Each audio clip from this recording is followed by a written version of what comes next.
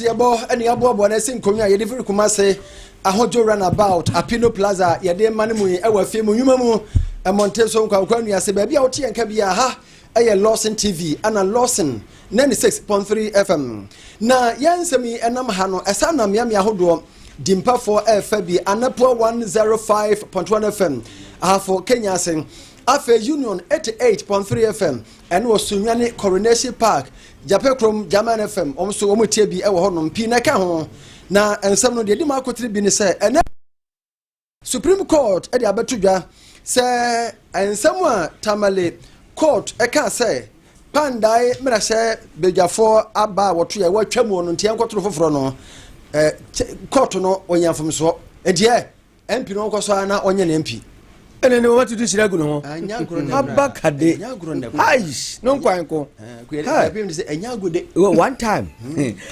obusofo akato na bro ne nyame yadoma MPP kukuru so kase amanyokuo atwin ne asihinifoɔ edipa kantinka num no wo mo kosone so na ba ko mbayin so ni animu no wagina memenda na odura ne kire puye mantem atwatwofo pani de MPP amanyokuo no ayewura Anthony Osai Ajei wase oba Eastern Region delegates na 22,264 na de wakaka ho anwumere de mchechirimu ebremu Asante Mantemo Regional Police Command no wonu atu anamonso nkokura ama ye kasai no eko a wo mwesoi ewo akronfrofo de atu kokura no boso no wo machiri nipa bi ewo kunsu ne mpotemu ene ade bia asie ewo Asante Mantemo enye ketwa Narcotics Control Commission for ene eye Ghana Police Service a police for aka bomu a enuboni bia ne wo makwa yam no ase no no enye ketwa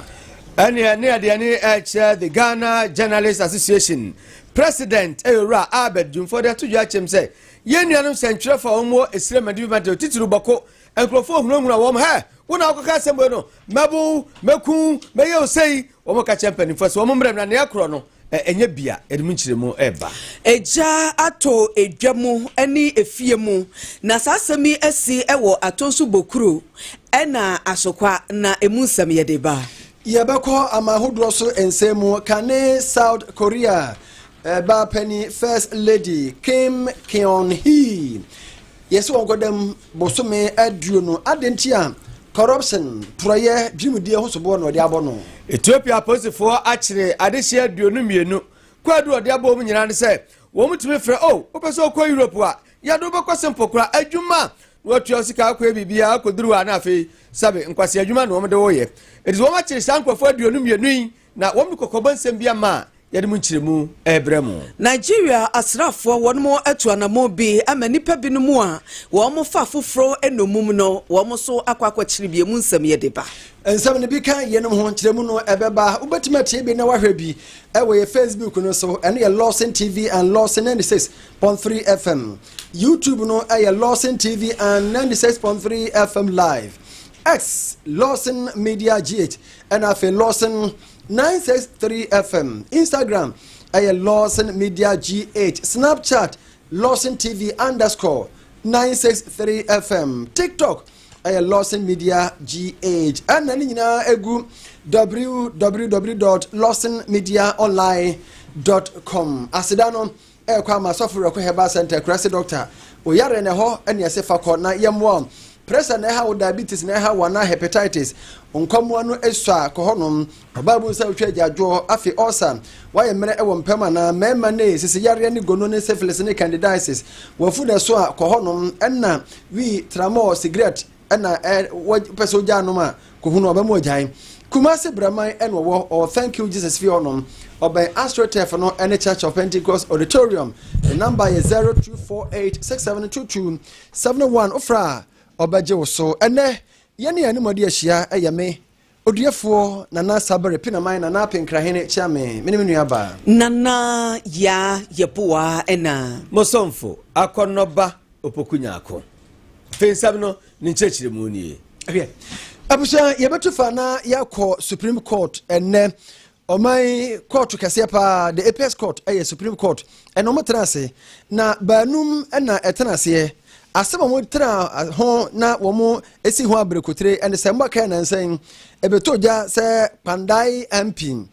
Tamale High Court ade abeto dwa se ekwan afa so be ya MP no enema bi ankoye nti yatwam ama onye MP biem nti by election yankoye enna kwandai MP no wura mate nyindam MPP ni no onye MPP for tabiri asem no ekoda na Supreme Court ade beto dwa se wo bu yantimi nhye eda yamfa nkoye by election wo gisa asem no maka wie enne waka asem na wie ajagefo kokudam banum ya tena dwemo no emunan ese Tamale High Court jinaye osiye se aba oto no pandai no watwam na MP ntimi mfra no MP no mu Supreme Court so atwa High Court decision anase ne jinaye osiye no mu waye mfomso se wanhwe niam bi ye ba ko pe Justice Poaman ena ka se wo de High Court ekan no ofua so na je se ajagefo no enan de omo se MP no matonyindam wonko so ana onye ne MP ya che se abato no yentwam odaso ye MP na bra ane Supreme Court etena se no nyani behwe MPP4 NDC4 edom jai enye ketua na ebra judge for no ede omadurisem eto dwawie no ye ne afafa no bi edi nkoma yentie se de ebinum eka ye bra na wo to dwom na wo ye de wo ye bia no yenko Supreme Court ne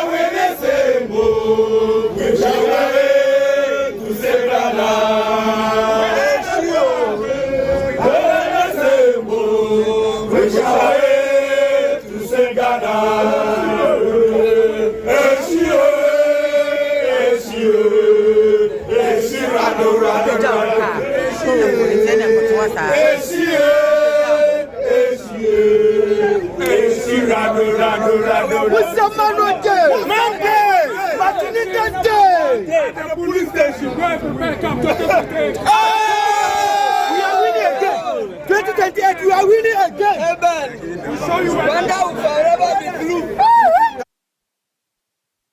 For way ayene de akoso e was Supreme Court ebra ebeto dwa se MP no ura matonyindam onkoso ano onye na MP na Tamale High Court de na wabagu no MPP4 na to omo kwadwom MPP omo anthem enonom afei na yenkotie NDC4 any MPP4 agitafo ekoye no enkoma yenumudi en no mokae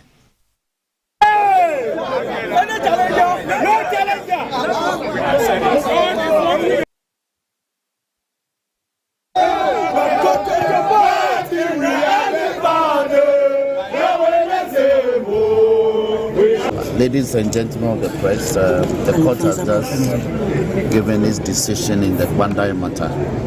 Is to the effect that the decision of the Tamale High Court, the Commercial Division,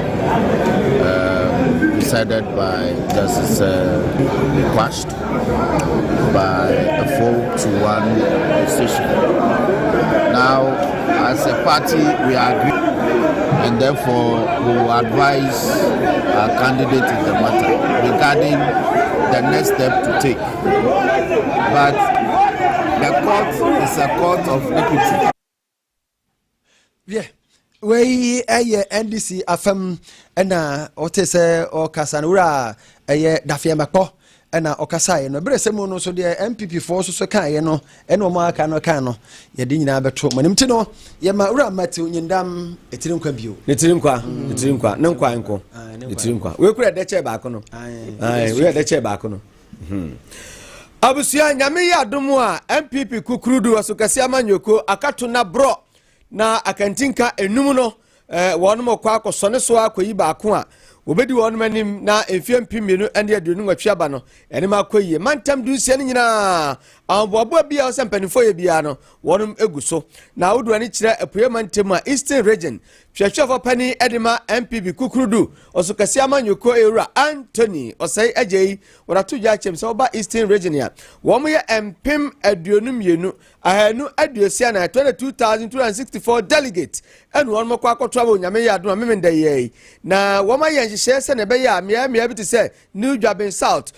nkokọ nsawam won bato be wo ma chechem sabe ya nipa no nko bunkam so ne be wiase nkofa haoma wo se ne ma bi oso mgu akwa mu bia no wom de gu akwam yentora Anthony osai agei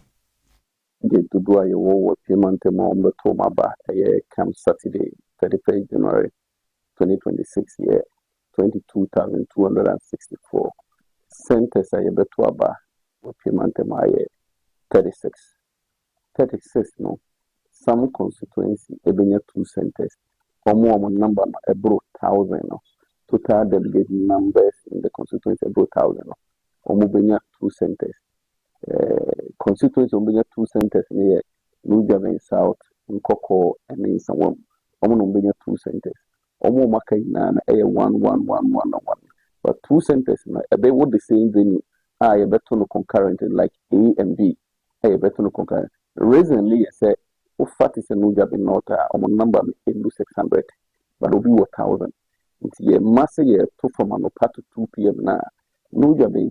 North ebedi ejade ne na man bro 1,000 no nti se chim na ebi to police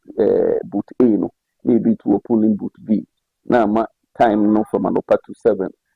to 2 eti me wi pepepe ye fa no adwuma no ho to ye ne abato no nsem na ye handle elections ni na my electoral commission because in name say political party elections no I'm thinking easy na ya conducted them bano national we so easy na ye nti ye the abato no to ye ni rules and regulations na govern the national election committee ni easy na transit amomo breakdown ni bibia ni rules and regulations bano Ura Anthony oseje payment mu twahwe panima MPP amnyekuru no wamena so wa wose nyame aduma hwie be memenda da pa no nson na ahyaase ho de no mienu kura no nyame aduma no mawie na ba bi o meto ba bia posifo se na GP kan posifo be se duason wo ka che nuanom MPP fo se delegates ne wo mu opese to abamo nyina no wo abaju se chemena de de be ye wo anya no bi ni eno so yenti kakra the security architecture of the elections no Ghana Police Service regional commander and then in Pennyford and the district commanders say per each center biano or each district biano constituency biano over 70 policemen are on elections na mai isusuye omudi two jani ni say omubeche omu into two. There will be inner protection and outer protection. Inner protection in the men without ammunition that omubejina line a control any kind of way be a beba. Then outer will be men with ammunition that their main duty is to protect and prevent being fear bonting and the critical problem they are center but yen as a party and MPP for me say yet here once this is an internal contest. There wouldn't be any form of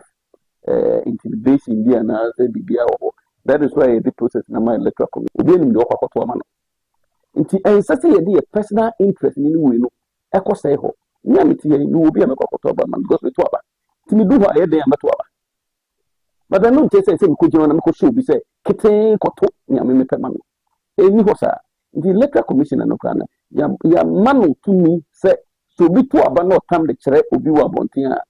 omo wo ho kwan say sa ballot paper no ense so mo mani wura ballot box omo gifi nipa nsem ye gifi nsem so a ye ma wakoye say sankoto bi e be yiwo fikiu no. These are the measures I get there to because you say asumdi ba ho obi a to na why are there where you ra Anthony oseje ukọ Eastern Region MPP amyuku no wono ene twetwe panie futuo ene kokobonsem ene ode amai ene na yemra santimantam ha asantimantam wa prosifo atwa na mo bi na so ma akronforanfa omde atu okokro no bo makoma nan ena wo mo ayire wo mo na sa nipa yi yekwache wo mo ewo kunso ene ne potam kunso wo no ewo na robbery no wo mo eyeye ewo hodo mo a prosifo na makonuasa hodo piso ama ye kasa ne wo mo ache wo mo a enche wo mo de atu dwase ye de wo mo kwakogina atem odwanim nenensem trofo nhia mo ase ena santimantam police command commander DCOP Osayakoto Arthur wode ehun sem etuja Opepon year January 21st that also a new back from about 11 a process for was anti-memo with the robbery movement any woman animal headquarters a carbon actually a man 9 you said one of boss also on the 7th December a man tell you a woman didn't get this way. You did kind of the Yaya said, your boy and said, Diamond, we didn't fear a new life. Your toss, your friend on attack Israel, but also said, about the sons of friend stone, if you a son. Your toss on your son, Victor Jan, and also your friend city boy, we didn't fear a new last time we are fear can't. Your body man said, people didn't feel a diasa. Police in review much says, Saman, Omoka, robbery, gang, beer, Omo, Kunsu, na Omudi, Yamransam, our Kunsu, our Chronoboy, Judas, our Kunsu, and then pattern. And I a cautious share, suspect, I would decline, I just said, I tabon and diamond, Nedamon, in a trio pump action gun mienu a trio no baako complainant waje nsem sika no nedia ye sanzu hu second akese miensa mobile phones enum baako complainant na obere report case ma police ne ye sanzu ne a trio abuba bibi cartridges no edum sika DCOP Osayakoto Arthur wadona santimantem ha wada prosifo no wono ene ekotie no na ensemi Linda na na champoma the woman Linda ene kofa bai na champoma Linda the woman Linda wa mansoa wasabo wura prosifo mu biem ene eye Narcotics Control Commission for ene Ghana Police Service ne fa omohwe nubone ho nsem so Drug Law Enforcement Unit akabom ya wo mabawura ankura bi baabi a wo mu didwa ne baabi a wo ye niam basa nubone ho dwadue no mu di ene mo fa de esewaninya se ka kire wo trama do yese tie nie red wi nie etese nubone nko a no ma tase sa to wie no se we de FDA for momre na yense no mo amanu filifili ya ganese na pa wo de koye na Drug Law Enforcement Unit ya wasante mantima hanom the commanding officer ema wo mo ASP Fraser Nutako wono na woni yedi nkomo transparency and accountability. I invited the Food and Drug Authority, the Environmental Health Services, the NACOP, and you, the media, to witness the destruction. More than 2 years. Some of them have been here for more than 2 years. So this based upon tip off, we move around and then get intercepted the truck and then have the suspect arrested. And in the local plan, yes. So they prepare better for exam, or some will help them do hard work. But you see that this is suicide, So what we are saying is that wherever they are, those who are dealing with drugs, they should stop. But wherever they are, we shall get them arrested, and the law will not spare them. Able to successfully remove about 100 these rehab centers, and they are undergoing treatment. Any abusa ASP Fraser Nutako onom and commanding officer Drug Law Enforcement Unit ewo asante mantemo de ne omakoye no and ya fair through there yamfe ne enche Ghana Journalist Association Shefo Kubata won makache na penkese odano president Ewura Albert Jumfo wada tudwa chemse nyankopan nim nie wo ka ama Ghana nyina te wiase nyina te IGP and wo ka de a kire no senada roma yenuanom sentrefa won masire mantifi mantem boko ene patem Upper East a wo mo de 7 tokwa ekoso ne baswasa ekoso ho sempa ba no hwe oma be ya atamfo wo kan na asundwe timi aba na fedie wo na amanfo do mani bra be so ye wonum so ebinum hunhuna wo mo bu e babo mo muda manya abakun sem ka de be yem nya no mi ye bakunkum mo chese ensem bebrebe tom da tudwa chem se ne yakoso no e ba sa be de na ye hunu ne ma yakoso ne ho sem pa ba tudwa ama bambofo atu ho na mo wo mo ka che posi yempim asiri se na daruma wo tu ho na mo ne sentwefo mo sire mandibi mantem e benefo mo ban no sa de tudwa chem se ni okasa edema odimjafo nyina so maka wasama Ghana National Fire Service ura Alex King Nati wono so apanfo nyini tu mini free ni sem kura asema okafa nsentwefo ho no wo mane nye ho yenti ura Albert Jumfo. While we know this important step, the GJ remains deeply concerned by the deafening silence of the leadership of the Ghana National Fire Service. To date, the Fire Service Administration has failed to publicly brief the nation on the status of its internal investigation into this shameful incident. Accordingly, the GJ hereby entreats the Ghana National Fire Service Administration to come out publicly with the findings of its investigations, the specific actions taken against the officers involved, and the institutional measures being put in place to prevent future attacks on journalists. Any further silence will be interpreted as complicity and an attempt to shield wrongdoing. We also re-echo our demand for the removal of the PRO of the Ghana National Fire Service from the position. The GJA reiterates its call on the Inspector General of Police IGP to thoroughly investigate and cause the prosecution of all personnel involved in this criminal act. We stress that internal disciplinary measures alone are insufficient. This is a criminal matter that must be tested in the court of law to serve as a clear deterrent. Attack on UTV and Peace FM journalists in the Eastern region could continue to be precise. The GJ condemns. President Emma GJ no ra abedun for amana so I was say udwani chire pue mantemu aposin penifo ho no wo mo ye nsentwefo basa no wo pese wo mo kan wo mo bato wo mo chese ye nkrofo ye ntimi ntwe wo masokora wo se no so nya bia wo mo nya wo mo na so twi bi ho a ye fama wo mo so ye nte President ura Albert Jumfo.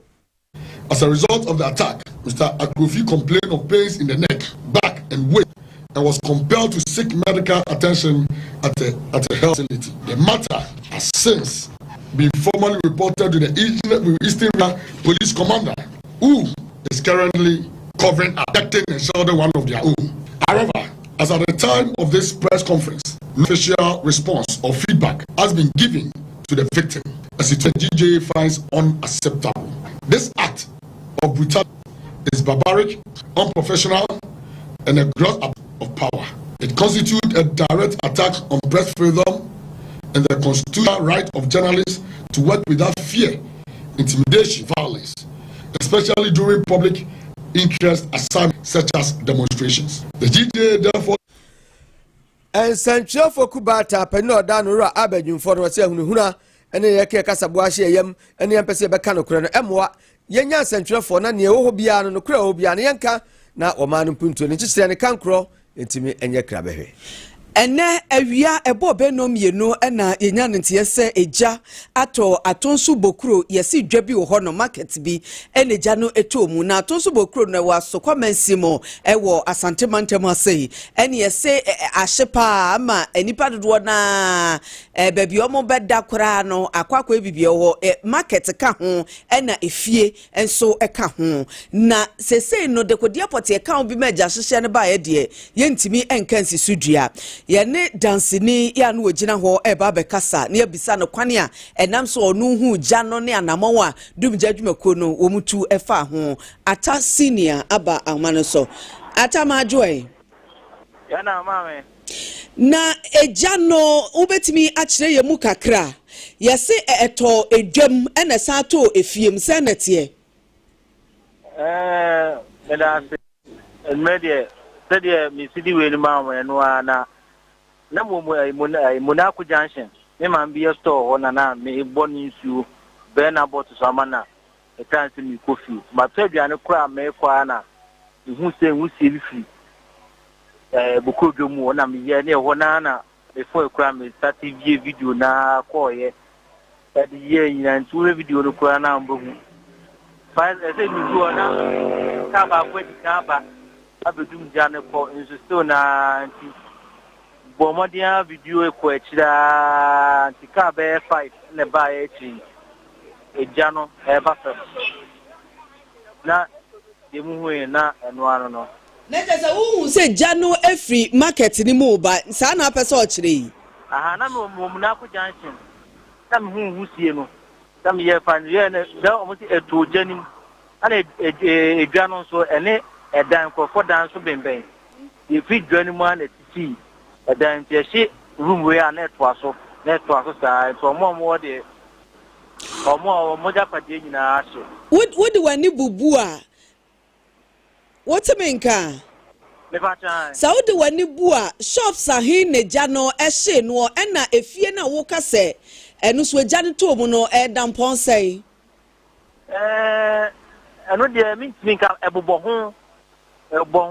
se se abinci stores na no mu di dem ni pa di dem no sa na tie sebembe edwano akasa dum jajuma kuo no wo mu tibi bedum ni nyina eba try do ni ma etie kwa na no say yi cylinder de ka benku oso no na mu say etie kwa no mu dum but na ijano ntu na senenam cylinder ne ho minim de di ijano ebaaye yo anya ye beda se wai se wodi nchemu no amaye ata senior pacho bibie ni so a ye ne mu a ayo enena yesu ye ne wa ata senior bejiri diko fancy yomode ata senior ene dansenia eja ya ye ka wase matonso bokuru dwa nimu bebi stores bia eja tomuo ewo asokwa eho na motese wodimu nchechemu nyina ema ye no na dum jadwumakuo no nso wo mu kopie mo eho nom se de di kan de ato dwa no na wo mu kasamafo eye owura hudu baba yentie ne nsema wodi tudwa But to your media, no massive, higher market, no more. The what I say, stores no flower for now. Stores now, market stores in Bakuba for Bia says, no man, Udija, 9 years, Katia. Then if I said, because Jim, be a sending Dija, and I stores me and so when you have stores me now, yes, such a credit stores. And a room is no so. I 17 over. Room is 17. Because I come. The Omoyam for my assortment. But I had no my so I had it and easy. I feel I bear and farming some who say, the bear investigation and who did this in a year. You go through your day, the 200 more. Never find a fast one, Janaya, the fast by no. Tina, you have a deal much I said, Dine do or my said, Dino. No moon had no inside, Muhi and a 100 Janny by. But I think I will see your investigation near the equation. And I said, yeah, normal, yeah, I had a side papa. Young share is yes, you will pay the moon, it is about almost not more day. I am not correct. How can I say none more? You did 3 or 4 argument. I have under none more staff for Mrs. Center Sihayano. Omo hano kwa 5:30 no more has say. Other educations actually when I have a fast one. Opia, Dumu TV, to clubs in Naguo. What's about them over to know no was so much at the church in our do ya. And as I do say, and yet the whole Africa constituency, you check your home bubadia. To have platform so who say that most staff, Jima, all right. Actually, when the fast one, you will see at Rochamnano, the area to be born behind and the tour, my Abusua wei eye nadmofo mum mepacho dinam di ka boy no wono eyin wo esirem mesemo fa nche me wae nadmofo ena wo mu kopie gya no so wo nsemo a wo bi tudwa ena yekokohwe Dr. Patrick Essien, Director of Mines Environmental Protection Agency EPA asoye on the other side ato abayanim ramama se wasrewada blocks no wa na de baye community day senior high school so no bomodi nanka dan nyina free de omo yesesi animu nefa bi technical any vocational education and training TVET fa bi so ya science technology engineering and mathematics STEM de no o se de o kan STEM any TVET no enye se wo pa na abayo enye by choice bim se essential ade hu hia ya e wo se enso wo de ye woni enua kodwoba fo ene di sa enkomo yi na ebaja atum de o de galamsey no akoda ekudu bebi a yebaka de yahwa oyeten de yebotum ya so ano inde nanso teda ma kan bo sum mfada kor na odi twomem galamsey on de dakor na odi yedan odi bai nti on fada kor so yedan enko but bibia wa shase wo baby nti as a TVET expert okay another STEM expert na mankasa so me environmental scientist no me fi de free community secondary schools bina President Mahama wadu osi shase do ole ye no on sanem famra but o de ba sisia insido ba ye no free community senior high no onye free community TVET centers nti obadama nche the mining communities are especially galamsey na adere kodo ni na no ye ba ye mining related programs environmental Patrick Essien asa trasubium editodwa se wo bisua eye TVET any STEM na emanensa nedwuma na esa boa na adwene no siesie na adwene ema sede yesi biebie nnwuma ni nyina no so osanya bi nti yei no ema wo bi critical thinking ya ensese ya didi agrokra makade nya STEM ngote ba makade STEM and TVET because ya bohunde TVET na oboama nkrofutum wo use wanensa anade hon nyimzia wana skills bia wodi ye bibi STEM is also good because if your acronym now is science, technology, engineering and then mathematics inti makade inti omani bi tida Ghana yewo most of the natural resources na raw materials na dey okay odi TVET more attention because ebeja to me there wana wako technical school another way sua insanu dwuma no yeah wo wi na wo kape obi na edwuma ya krampa wonyim edwuma na wo kaya ndadaw nti nyimpa no bama hon orientation mpa on fam on semble na wetum wo ye edwuma okay another wan kape obi na edwuma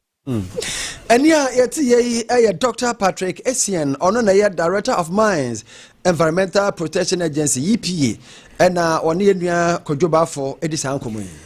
abusia ye frade ane atiasi owura nonyamfo ba ko efen Robert Usu Amankwa obondi a wo moma pipiam yekomni asantemantem na omni papa bre bia twam na won na ye chairman e wa asantemantem pipiam yekoni din mu na yanuguso ye kasa de owura Kennedy akompre kwa Japan won mo ba pro mano no odim tintiman pa na woda todwa chem so won ankasa wodi partner chiache pa ye dan no madin komoni nyina so mo kasa hwe owura Kennedy ni yam ye na yeto aba na ebebo pa wo so atase abunkuta hu say Dr. Mahmoud Bawum ya ni nwan maka nyina obi asafata nembom asem bia bia atwamu Dr. Mahmoud Bawum ya test possible digital man wo kan ye wa bro ni amanfo sire madibi mantem hia ye no asem nti nyamianim nie Ghana fo gidio mu no apakora wo sira so wo kan oh sabo no yesiremni owura Mahama so yesiremni to aka che nua ne semfo se so to ama owura Mahama fie na pe no okọ ne so to ma no no de a obedi fie nwotwe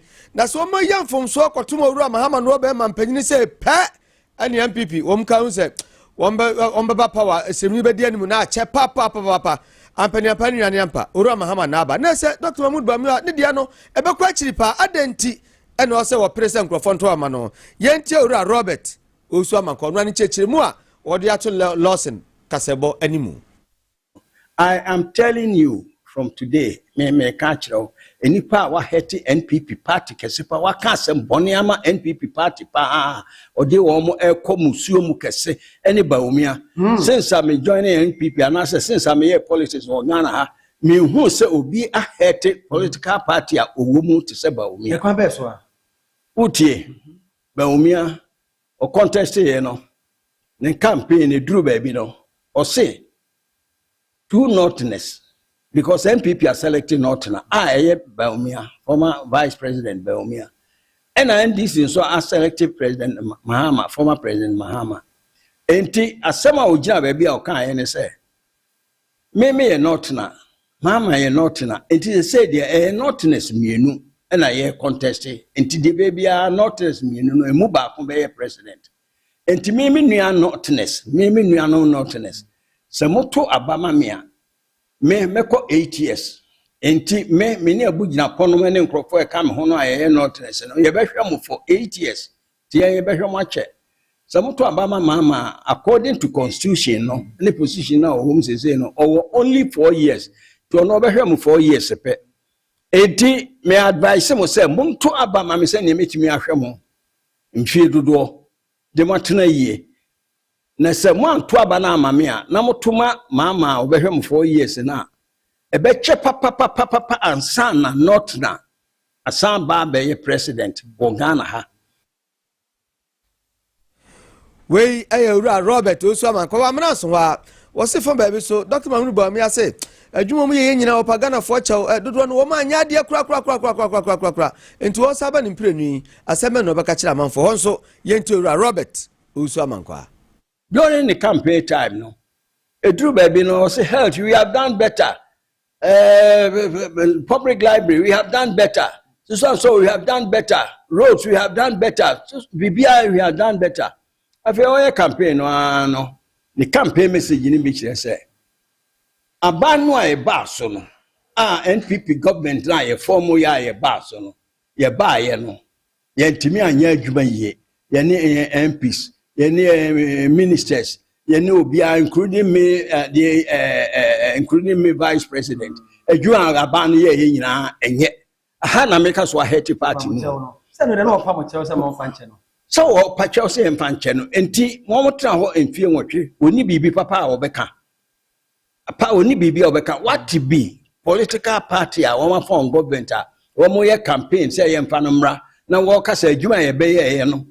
Nyina enye papa de o say ye nso ya anye eye no kure no woka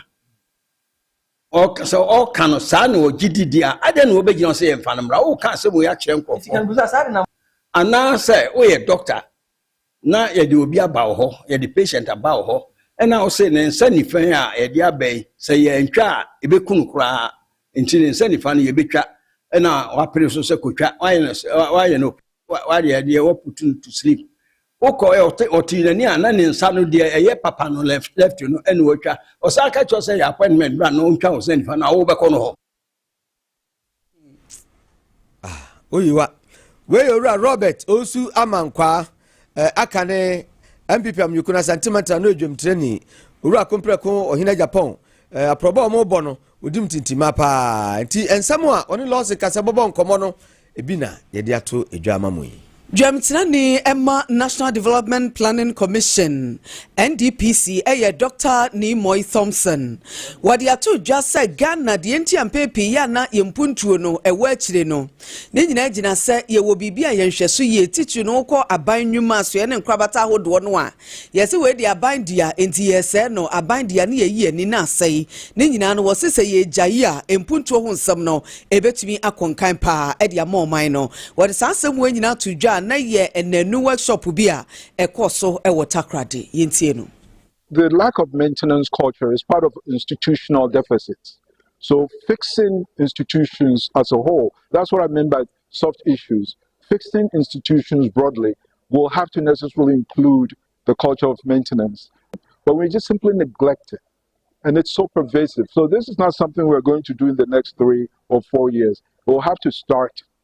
over a long period of time. Even from schools, we need to begin to teach children about the importance of cleanliness, the importance of sanitation, importance of efficiency, everything, order. Otherwise, we're not going anywhere. But we have Meal Plan, which is defunct in Accra, and the only thing stopping them from producing is land title, I understand. The land that was taken in 1975, and they haven't done that. So it's a governance issue and a sense of purpose, a sense of urgency. I've seen the demolition of structures along the road you see there's some sense of urgency that we never had before. Now we have that. So let's also consider, as I said, those are soft issues, but we can discuss them. Currently, they need to come back and do their work, but we can meet at a separate forum or under separate circumstances and have a more extensive, focused discussion about the soft issues in development. GDP, XYZ, and all that. Yes, we've heard that tiabre, as they say. Now let's look at the other ones that are not so easily measurable, but yet. Dear Yekotie ni CCA Dwemtrani Emma National Development Planning Commission Dr. Ni Moy Thompson na Ninsamnochi na Senior Programs Management Officer at the United Nations Department of Economic and Social Affairs Wanoso Ekasai. Over 90% of these goals relate to functioning infrastructure, and most of these infrastructures are maintained and in the hands of local governments. So we need to ensure that local governments have the means to implement, have the means to deliver for sustainable development for all stakeholders, for all citizens and constituents in the local government. So what you always hear is data. If you don't know where you stand, where you want to go, you need to have the relevant data. Otherwise, you develop and move forward without knowing in which direction you're going. You need to monitor. That's one step. Second is resources. And there, you're not just talking about financial resources. It's also the human resources, the institutional framework need to be in place that we can move forward, that we make the best of what we have rather than asking for something new. That's also one major requirement. Absuansami nyina yensem choni nanafin ene boa no breye. Yabeko babiani anyaso bekwai constituency na ninyina wo Western North region eho na Western North Regional Department of Urban Roads omoni MP ya wo honom afei municipal chief executive omunyina ka bomu akọ babiani nkronkro bi so akwan hodo a enya wo hono omodomani akwakohe omukọ babiani estate Atakrom New Town afe ohiam panika ene nkropi ene omukoye awieye no na yene honorable bride Asamoah Brefo MP edi ho nkomo no say fire service be am and am say contract na ye ready obebent na say itimete omo echo round na omo hu baabi a obedu na baabi so ya kama omo say na nyina aka na yes into the BI set. This is the first year. Mama me 4 year man. And then me can say ma. And tell me something. You feel the election. I can send you I have 3 more years to be with you. Just some me can be and your politics. No pray to but 2 weeks time. Yeah, chance. 3 months time. Yeah, na ani ayeti honorable bride Asamoah Brefo ya MP bibiani anyaso bekwai na said maka no woko no wone director Urban Roads ya wo Western North and koye Richard ni committee tete wono so ditugya sampa contractors no eguso ekeka won sase na omobobo mfidi ano ne nikyire ya no wo mu ba estate Atakrom New Town ohia panika abeyi akwan na ma wo mo anyone from the office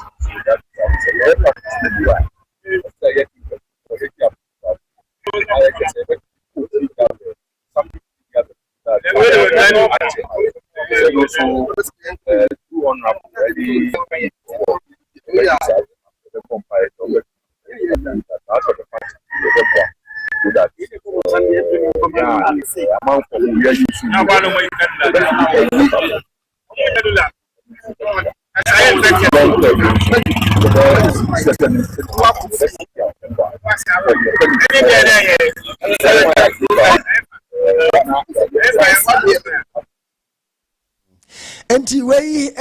ora Richard ni committee tete ono na ye Western North Regional Director Urban Roads. And if Friday are near called Northern School of Business, no B school. Now, one of the two judges say the girls' dormitory, that dumb afranam say ya na wom se be se busumi num nie ena dan kwa wom wie hu adwuma o ena wom hande over the middle school na chese enkora na sha ase a wono mo ho aferi wom koyen jana tomu frana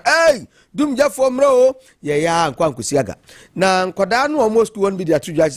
wom se wisie bi efiri po no wo hon kebo no bi na se na ne yo se yo ena kofa we de baye enti wom mpa wom nkrata wom ntade wom ntoma ene ma said enya no bini na kobiama Northern Regional Minister Honorable Ali Adolf John wako ne nkrofo akwa ene krade yesi wie yenche ne ko ba ne senie etu enmenu wom da tudwa achim se enkwada no a wom wo level 200 no wom de wom mra fie kakra emeji wom ahome kakra ne mo level 300 for ne de wom be ko akota level 200 for ndabre ho na wom asuesu ade asuesu na de kira akoso ebiru so preprai wom de wom akoma doctor for so wom so adaro wom hwe wom na wom da tudwa achim ne aba no eni enyane nso mpedifo betu wana mo yentie esire madri mantam so afo Honorable Ali Adolf John. It's not for joy. It's a very sad situation that has hit one of our institutions, that is Ubisku. This afternoon at around 1 p.m. I got wind through the regional director of education that fire had gutted one of the dormitories of the Ubisku in Tamale. Quickly, I decided to call on my regional security to get in touch with the fire service to see what they can do at that critical moment. Though the fire service officials got here, unfortunately at the time they could get here, the fire had gutted the whole dormitory. The good news is that not even a single student was in the dormitory as at that time. The one thing that I can see, everybody around me can see, is that everything, every property of every student within this dormitory capacity of 900 students has been burned down. Total is a female dormitory. All the property, including the beds, it's a very sad situation. Most of these students are final year students who are preparing to register for their WASI. Looking at the problem now, myself and the regional director of education, the headmaster, we have put our heads together, and the only thing that we can do at this critical moment is to let the second years. Hey, I will say me. Hey, Akra, Uncle Mano. Nah. Say I'm going to go school. No, when you phone, I need your pa. Honorable Ali Adolf John, and you're turning K. Yantua swe ni enko mpempem so number 2 enkwada ya won mo ho no madesua hu ayedin ama omo pa sanse bia ya wo mu esua de no enya nikakora enti amoa ema desua ne ade chedwuma no entumi nkonkan ekro ya me boss yi ewo fante akwa south mansimo ewo epoye mantem emu na won mo hs na nko mo wo 6 unit classroom project bia na nko mo de get fund for tour na esie na so ye ka say no project na nwe se ya chese prankasa wo muntumi ento aso edam se wo mo hs sika wo mo de yo no asa enti amase se suku nkwada no ene empatadan bi eno na eda tv no so no ena nkwada no wo musua de wo mu o ebi kura ya asori wo mti wo mo ya asori pon a na ne yesuku fo so wo no maba no maba be sua de na emoa kura assemblyman ya won potem ho eye Mohammed Ejei wo de atu dwase aban emehwe na get fund secretariat mo wo ho a mo so mehwe se suku dan no eno na aka wura mu na nwura etwa ho nyina ehia wono ankasa na ede sansemo atu dwa na yentie no na ka na nka nkwara ne nyina free ha omo wie omo ko up to classes a omo ko JS1 ewo bososo kuna ewo wo trans na obedu ha na cars nsem kwala nkitin na ho ne ade ntino 2020 na previous government no the school no aka wuram we nso ho no we won see the school no etie ohawa irom any erosion ya na yeso ano saa ye de communal labor DCC the school that say the etie ndia ebu community na ye modern bo enaja etu anua penua e de bobo boni ade nsuo ba na wo se school for epon enu so on bepon kra na wo se omopon nsuo tumi wura dan no na pamo nti nsuo nyamuna pe na wo se school for no ye pon wo ho be na akyerebe primary mo wura office wo na master asori adwane eti ye school dan na esi ho no ya kasa mwa bre nkola nkitinkitin nti ama aya ma nkola no sukura on be school na munya ni je na nkola nkitinkitin nam akobususu ana eje kuru anu so empenisa nti ye ka ne se ye besere se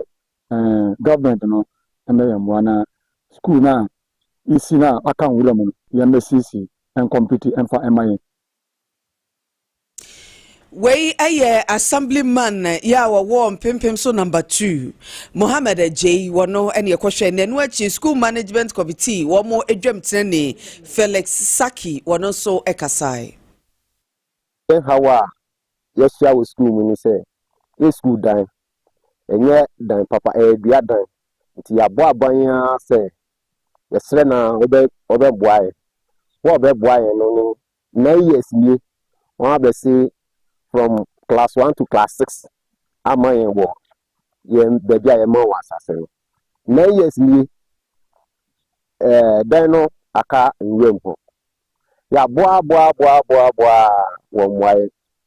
ya fra assemblyman ye na be ye meeting na ye kwa assembly ho ye ku hu DC oni ya bon komo sa wo beba won amma be pi mene eno ni ye how kesi a ewo krom ha pipi nsu number 2 ni number 1 ya nti ase nia teacher for no tembia wo beba ma amane se wo ba school mu ho a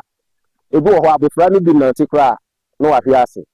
nano teacher ni ba ko ba me wo se wa hwe ase mani sem kra ebu se na eho etie no enye fe kra nti mofra no ba school a adesua no kra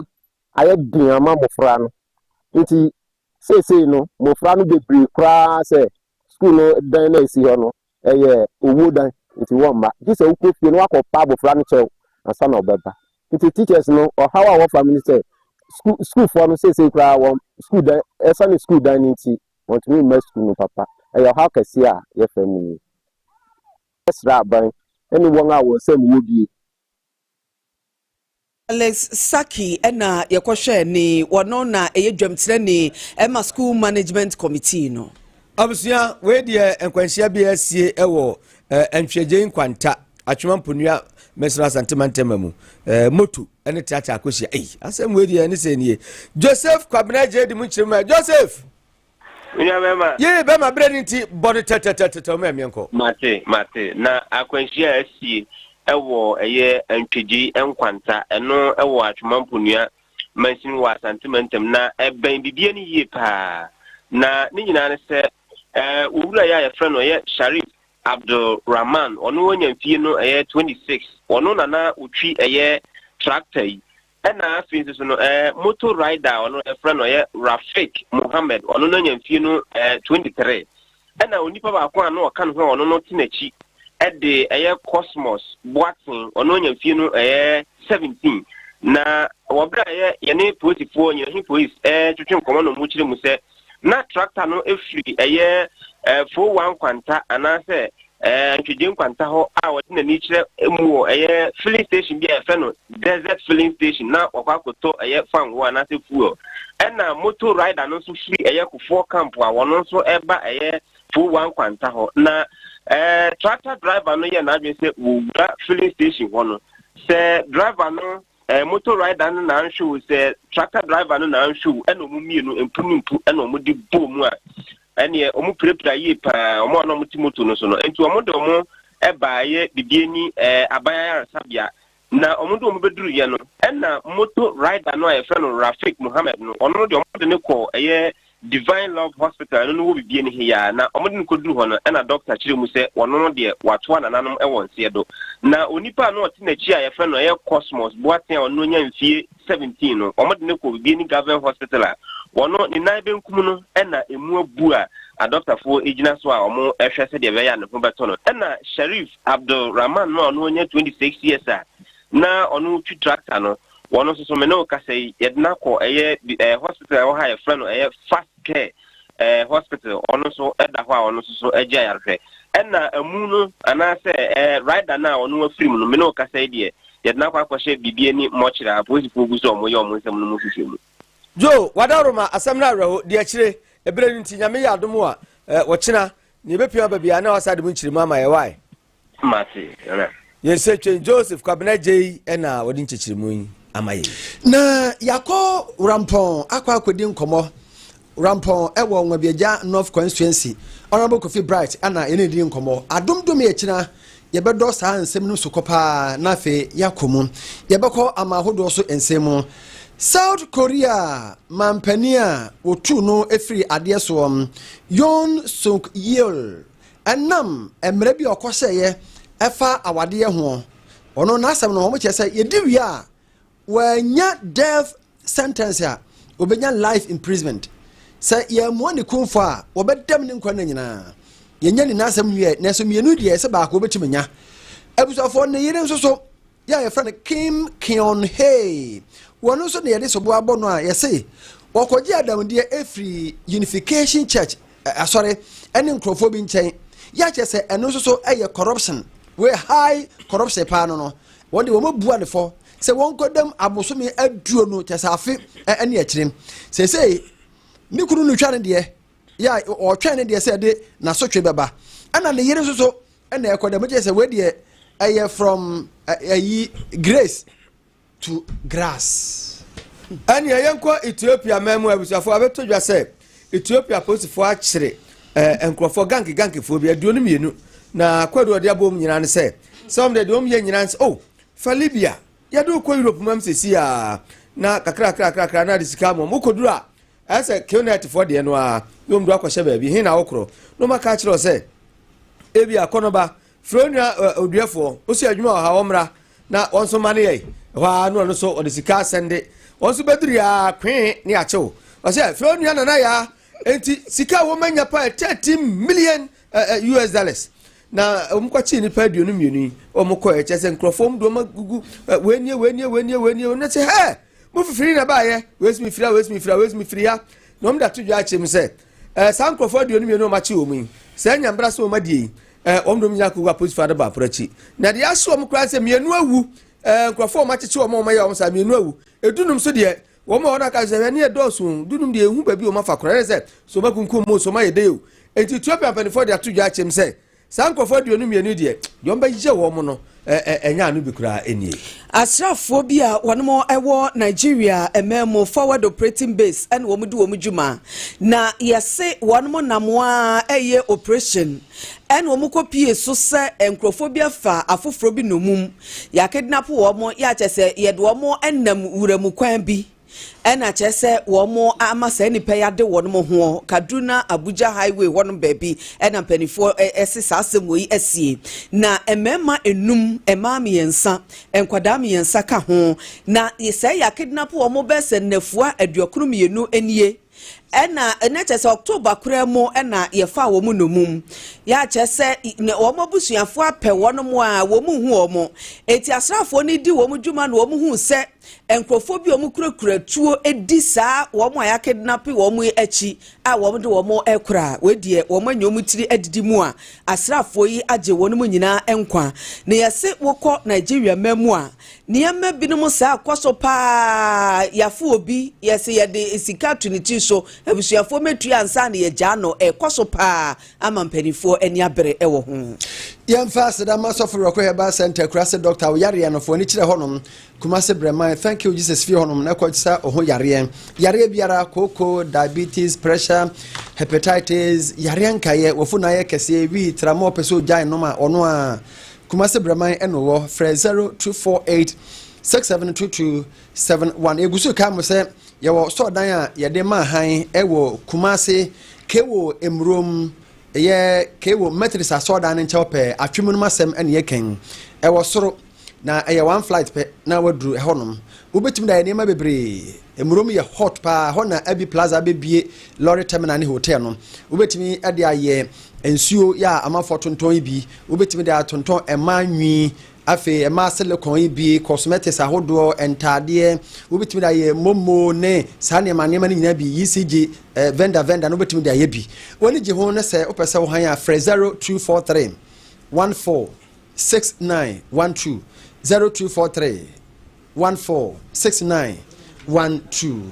yani a anwumre ye ne mo ebesom ye no apawahin ene yesem for pani odi animo mensa abrampa sisters eshan kakraba asonaba ni bretuba opani kekensia the woman lender nanama Antonia Misa ene technical team no medin de oduefo nana sabere pina man nana penkra hene chiame minimunu yaba nana ya yeboa ena mosomfo akonoba opokunya kuna nyame ya aduma ochina ena onua chief ne maame ya men na ochida no baso odi akọ Pentecost Church. Ayenkwata o machi